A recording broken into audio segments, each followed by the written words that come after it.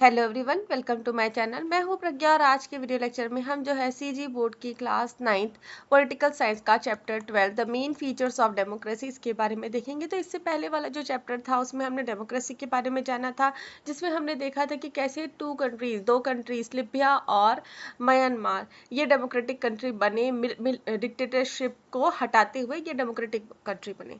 तो उसके बारे में हमने देखा था। अभी जो है हमको फीचर्स, क्या क्या फीचर्स होते हैं, डेमोक्रेसी होता क्या है, डेमोक्रेसी में क्या क्या माप तोल रहते हैं, वो सब के बारे में हमको देखना है। तो स्टार्ट करेंगे। After 1950 many countries liberated from colonialism began establishing democratic government. In 1980s and 1990s the decline of communist regime saw the further spread of democratic rule. तो 1950 के बाद में हमने देखा बहुत से, जैसे हमारी कंट्री 1947 में इंडिपेंडेंट हुई, तो वैसे ही बहुत सारी ऐसी कंट्रीज है वो कॉलोनियल रूल से क्या होते जा रही थी, मुक्त होते जा रही थी और डेमोक्रेटिक गवर्नमेंट है एस्टेब्लिश करते जा रही थी। और 1980s और 90 के बाद में ये जो कम्युनिस्ट राइम्स थे ये खत्म हो रहे थे, तो उसके बाद जो है डेमोक्रेटिक रूल जो है वो बहुत ही तेजी से फैल रहा था। After 2010 countries like Libya and Myanmar, जिसके बारे में हमने इसके प्रीवियस वाले चैप्टर में देखा था, उन्होंने अपनी आवाज उठाई, जो डिक्टेटरशिप था, जो आर्मी रूल थी उनके कंट्री में, और उन्होंने भी डेमोक्रेटिक सिस्टम जो है उसको अपनाया।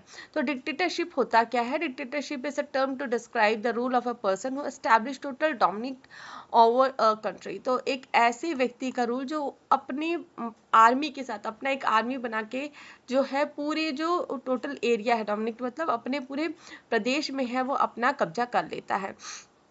द डिक्टेटर, तो जैसे कि हमने गद्दाफी के बारे में देखा, तो dictator take controls of all organs of the government.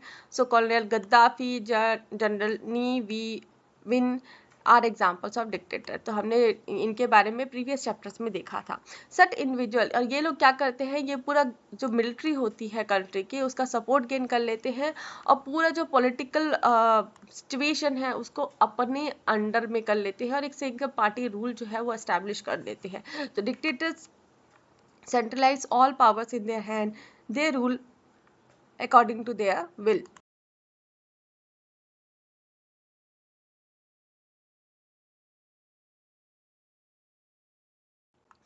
तो डिक्टेटर्स क्या करते हैं, सारा जो पावर्स है, पॉलिटिकल पावर्स, वो अपने हाथ में रख लेते हैं और अपनी इच्छा अनुसार रूल्स बनाते हैं और वो रूल्स को जो है लोगों को मानने के लिए उनको प्रेरित भी करते हैं और साथ ही साथ उनके साथ जोर जबरदस्ती भी करते हैं कि आपको मतलब जो बनाए हुए रूल है वो कैसे भी करके फॉलो करने ही है। तो जस्टिस जो है, न्याय भी है, वो भी उनके डिसीजन जो है, उनका जो गवर्नमेंट उन्होंने बनाया है आर्मी के साथ मिलके, वही डिसाइड करते हैं। तो डेमोक्रेसी बिल्कुल अपोजिट है डिक्टेटरशिप का। तो अगर हम डेमोक्रेसी के बारे में देखेंगे तो डेमोक्रेसी में ऐसा कोई भी आदमी नहीं है वो आपको क्या है सप्रेस कर सके, आपको शोषित कर सके। सिर्फ और सिर्फ एक प्योर गवर्नमेंट होता है जहाँ पे आपके प्रतिनिधि आपके लिए काम करते हैं और अगर वो प्रतिनिधि अच्छे से काम नहीं कर रहे हैं तो आप उसको हटा भी सकते हैं। तो ये पावर होती है डेमोक्रेसी की। तो डेमोक्रेसी के बारे में हम जानेंगे। So we learned about the evolution of democracy in Europe and it spread across the world in the history chapters. The political development during 18th and 19th century led to the decline in the power of monarchies in Europe. तो जब हम history के chapters देख रहे थे तो हमने देखा था कि यूरोपियन कंट्रीज जो है कैसे धीरे धीरे करके, हमने अमेरिकन वॉर ऑफ इंडिपेंडेंस देखा, फ्रेंच रेवोल्यूशन देखा, तो ये सारे जो है हमने वहाँ पे देखे। तो वहाँ पे से हमने देखा जो यूरोपियन कंट्रीज है वहाँ पे डेमोक्रेसी जो है, फ्रेंच रेवोल्यूशन सबसे पहले स्टार्ट हुआ, तो जो यूरोप की कंट्रीज है वहाँ पे डेमोक्रेटिक गवर्नमेंट सबसे पहले स्टार्ट हुआ। और ये जो पॉलिटिकल डेवलपमेंट्स हो रहे थे 18 और 19 सेंचुरी से, इससे जो मोनार्चीज मतलब जो किंग का रूल है वो क्या होते जा रहा था, खत्म होते जा रहा था। The French revolution inspired democratic struggles in many part of Europe. तो जैसे कि फ्रेंच रेवोल्यूशन पहला रेवोल्यूशन था, तो फ्रेंच रेवोल्यूशन को देख के इंस्पायर होके, उससे प्रेरित होके बहुत सारे जो है डेमोक्रेटिक स्ट्रगल्स होने लगे अलग अलग यूरोपियन कंट्रीज में। In France itself democracy was established after many ups and down at the end of 19th century. The struggle for democratic government in 19th century was based on the principle of political freedom, equality and justice. तो जैसे कि हमने देखा France में भी जो है democratic government form होने में बहुत टाइम लग गया, तो एंड 19th सेंचुरी के एंड आते आते जो है वहाँ पे डेमोक्रेटिक गवर्नमेंट जो है वो एस्टैब्लिश हो गई थी। अब डेमोक्रेसी का जो स्ट्रगल है, तो डेमोक्रेसी जो गवर्नमेंट होते हैं उसके बेसिक प्रिंसिपल्स क्या होते हैं? 3 बेसिक प्रिंसिपल होते हैं। सबसे पहला होता है पॉलिटिकल फ्रीडम। कोई भी व्यक्ति अपनी इच्छा अनुसार जो है इलेक्शन जो होते हैं उसमें खड़ा हो सकता है अपने इच्छा अनुसार, ठीक है, लेकिन उसको चूज क्या करेगा? लोकल पीपल, जो उनको वोट दे के जिताएंगे। हर एक व्यक्ति के पास, हर एक व्यक्ति क्या होता है? इक्वल होता है। जो भी गवर्नमेंट फॉर्म होगी उनके आंखों में, उनके सामने जो भी व्यक्ति है कंट्री का वो इक्वल होता है और सबको इक्वली हमको जस्टिस देना है।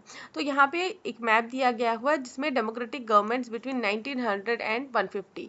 तो जो हम रेड कलर में देख रहे हैं ये डेमोक्रेटिक हो गए थे, that were democratic in both 1900 and 1950।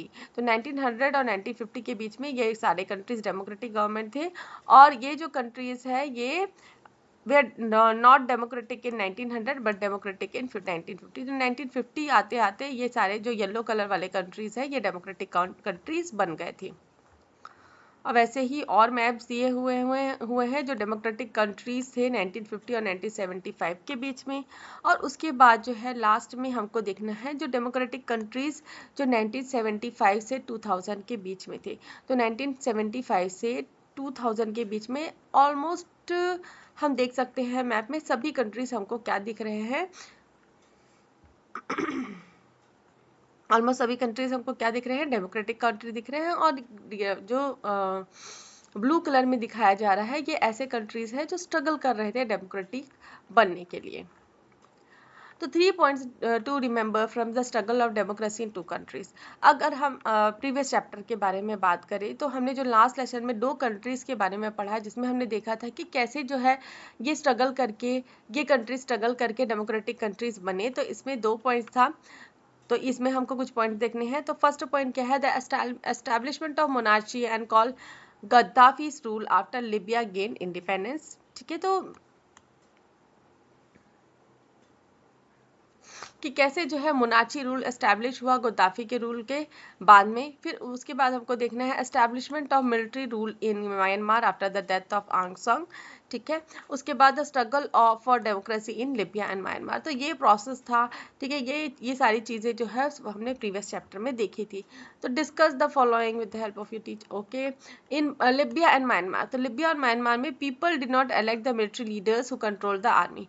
तो हमने देखा था जैसे गद्दाफी हो गए और जो लीडर्स थे उनको लोगों ने सेलेक्ट नहीं किया था, उन्होंने खुद को सेलेक्ट कर लिया, खुद से उन्होंने जो आर्मी है उसको कंट्रोल कर लिया। द मिलिट्री लीडर्स, जो मिलिट्री लीडर्स थे उन्होंने सारे पावर्स जो है अपने अधीन कर लिए, साइज पावर देमसेल्फ अपने अधीन कर लिए। The people had no role to play in the decision of government that are elected by the people of the country are known as democratic government. तो यहाँ पे अपने से ही उन्होंने सारे पावर्स ले लिए थे, तो लोगों का कोई रोल नहीं था। हमने इससे पहले वाले चैप्टर में देखा कि जब लोग अगर कहीं से भी आवाज उठाते थे गवर्नमेंट के बारे में, उनके डिसीजंस के बारे में, तो वहाँ की जो मिलिट्री पावर है वो उनको सप्रेस करने की कोशिश करती थी। और इन कॉन्ट्रास्ट में जो डेमोक्रेटिक गवर्नमेंट होता है वहाँ पे लोग अपने प्रतिनिधि, अपने रिप्रेजेंटेटिव खुद चूज करते हैं, और ये जो रिप्रेजेंटेटिव है ये गवर्नमेंट को रन करते हैं। तो कैसे रन करते हैं ये आगे के सेक्शंस में हम धीरे धीरे देखते जाएंगे। The people play an important role in choosing and changing the government. तो लोगों का बहुत इंपॉर्टेंट रोल होता है, क्यों? क्योंकि वो गवर्नमेंट को चूज करती है और वो चाहे तो गवर्नमेंट को चेंज भी कर सकती है।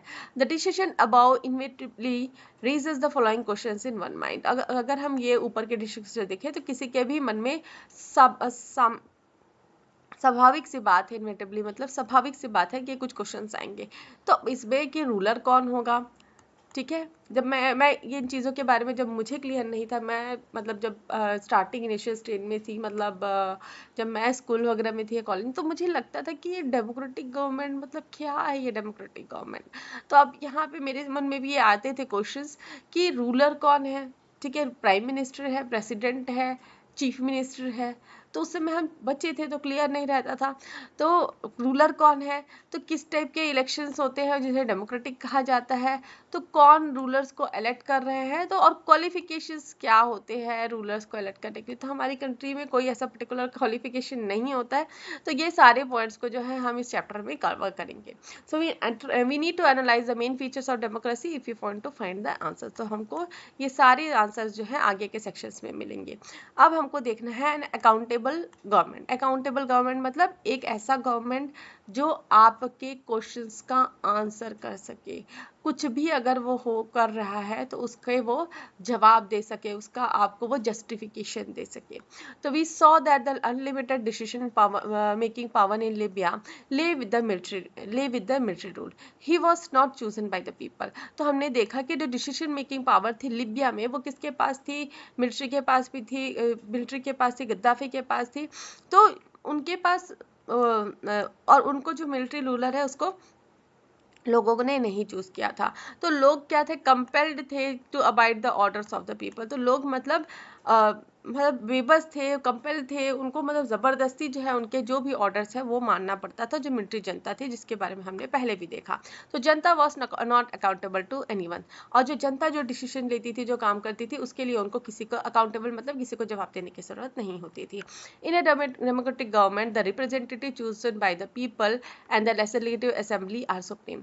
और अगर हम डेमोक्रेटिक गवर्नमेंट के बारे में बात करें तो जो भी रिप्रेजेंटेटिव चूज किया जाता है लोगों के बारे में, और जो लेजिस्लेटिव असेंबली होती है, इसके बारे में भी हम धीरे धीरे करके, इसके बारे में तो हम पहले से जानते हैं भाई, हमने ये सब चीज़ें हम क्लास 6 से पढ़ते आ रहे हैं। तो लेजिस्लेटिव असेंबली जो विधानसभा होता है वो सुप्रीम होती है। ये सारी चीज़ें हमको बारे में बाद में हम धीरे धीरे और मैं बताऊंगी आपको। तो अगर हम देयर आर वेरियस वे, है ना, बहुत सारे तरीके होते हैं जिससे गवर्नमेंट को इलेक्ट किया जाता है और वो अकाउंटेबल होती है लोगों की। तो अलग अलग लेवल्स पे हम जो है अपने रिप्रेजेंटेटिव चूज करते हैं। अगर हम गांव की बात करें तो वहाँ पे सरपंच चूज किया जाता है, और अगर हम शहर की बात करें तो वहाँ पे मेयर चूज किया जाता है। अगर हम पूरे एक राज्य की बात करें तो वहाँ पे चीफ मिनिस्टर जो है हेड होता है। अगर हम कंट्री की बात करें तो वहाँ पे प्राइम मिनिस्टर हेड होता है। तो इस तरीके से जो है गवर्नमेंट की हायरार्की होती है। तो ये सारी चीज़ें तो हम पहले के चैप्टर्स में भी हमने पढ़ा था, और हम यहाँ पे भी क्लियर करते जाएंगे। A look at the government system in India will show us that the central and state government are accountable to the people and their representative in many ways. तो यहाँ पे देखिए, हम इंडिया में गवर्नमेंट क्या होता है, सेंट्रल और स्टेट लेवल पे होता है। तो सेंट्रल लेवल पे जो गवर्नमेंट जो पूरे इंडिया लेवल पे काम करती है, जिसका हेडक्वार्टर कहाँ पे होता है, दिल्ली में होता है। तो ये जो दिल्ली वाली जो गवर्नमेंट होती है, ये पूरी जो इंडिया की गवर्नमेंट होती है, वो पूरे इंडिया के लोगों को जवाब देने के लिए उनकी जिम्मेदारी के लिए रिस्पॉन्सिबल होती है। और अगर हम सिर्फ और सिर्फ स्टेट्स की बात करें तो देखिए, पूरे इंडिया को एक ही गवर्नमेंट पूरा इंडिया को पूरे अच्छे तरीके से चला ले, ऐसा पॉसिबिलिटी नहीं बनता, क्योंकि इंडिया क्या है, एक बहुत बड़ी कंट्री है।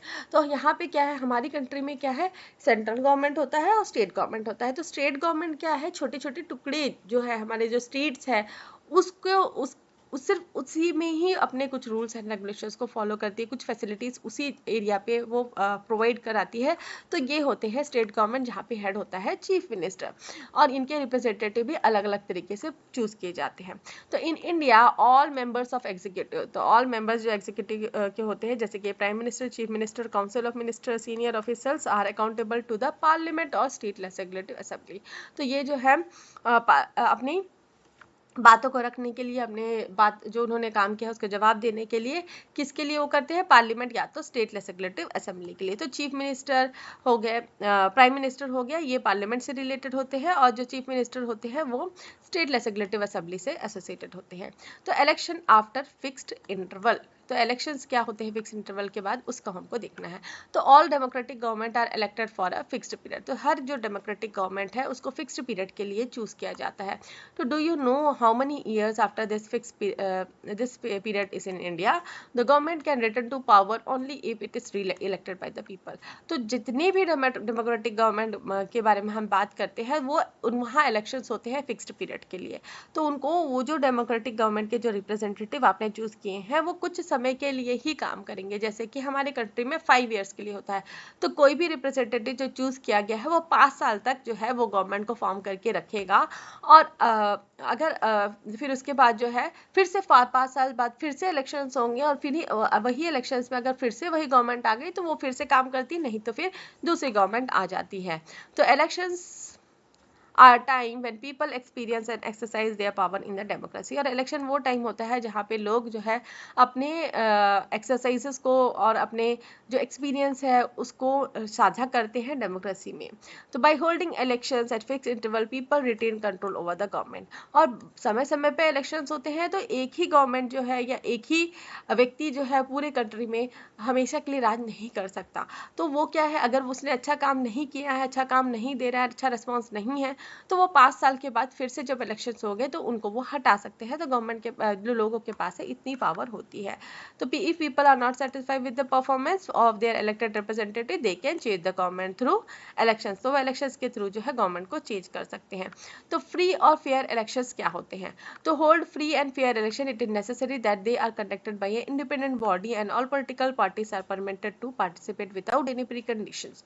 अब अच्छे से मतलब फ्री और फेयर इलेक्शन होने चाहिए, कोई पक्षपात नहीं होने चाहिए। तो इस तरीके के इलेक्शन करने के लिए ये बहुत ही जरूरी है कि एक इंडिपेंडेंट बॉडी हो, ठीक है। जैसे कि हमारे कंट्री में क्या है, इलेक्शन कमीशन ऑफ इंडिया। तो ये जो है इंडिपेंडेंट बॉडी जो है वो इलेक्शंस कराती है। और ये जो इंडिपेंडेंट बॉडी है वो सारे जो पॉलिटिकल पार्टीज हैं, सारे जो पॉलिटिकल पार्टी है उनको परमिशन देती है कि वो पार्टिसिपेट करे कोई भी कंडीशंस के बिना, ठीक है। विदाउट एनी प्री कंडीशंस वो पार्टिसिपेट कर सकते हैं पॉलिटिकल जो भी इलेक्शंस है उसमें। तो India has a body called election commission to conduct the election. तो इंडिया में एक बॉडी होती है जो इलेक्शन कंडक्ट कराती है। The constitution bestows special powers of election commission to conduct free and fair election. तो कॉन्स्टिट्यूशन जो है, कॉन्स्टिट्यूशन उन्होंने स्पेशल पावर देके रखा है इलेक्शन कमीशन को ताकि वो फ्री और फेयर इलेक्शन करा सके। तो एक multi party system is also necessary in a democracy to hold impartial election. It gives people a range of alternative to choose. तो बहुत सारी पार्टीज होती हैं हमारी कंट्री में, अलग अलग पार्टी, मल्टीपल पार्टीज, मतलब जैसे कि कांग्रेस है, बीजेपी है, आम आदमी पार्टी है, बहुत सारी पार्टीज होती है जो कि इलेक्शंस में खड़ी होती है और उनके हिसाब से, लोगों के हिसाब से जो है वो इन प्रतिनिधि को चुनते हैं। और एक पार्टी जो है हमारी कंट्री में अपना राज्य मतलब अपना जो है कंट्रोल लेके आती हैं। तो इससे क्या है, लोगों के पास बहुत सारे अल्टरनेटिव्स भी होते हैं। तो हमने यहाँ पे बहुत सारी चीज़ें देख ली, तो आगे का जो है हम नेक्स्ट वीडियो लेक्चर में देखेंगे। तो मैं आशा करती हूँ कि आपको ये वीडियो लेक्चर समझ में आया होगा। वीडियो समझ में आया तो वीडियो को लाइक शेयर करें, कमेंट करके बताएं कि वीडियो कैसा लगा। अगर मेरे चैनल की वीडियोस आपको पसंद आते हैं तो चैनल को सब्सक्राइब कर लीजिए, बेल नोटिफिकेशन को भी ऑन कर लीजिए ताकि जब भी मैं नए वीडियोस डालूँ तो आपको नोटिफिकेशन मिल सके। Thanks for watching.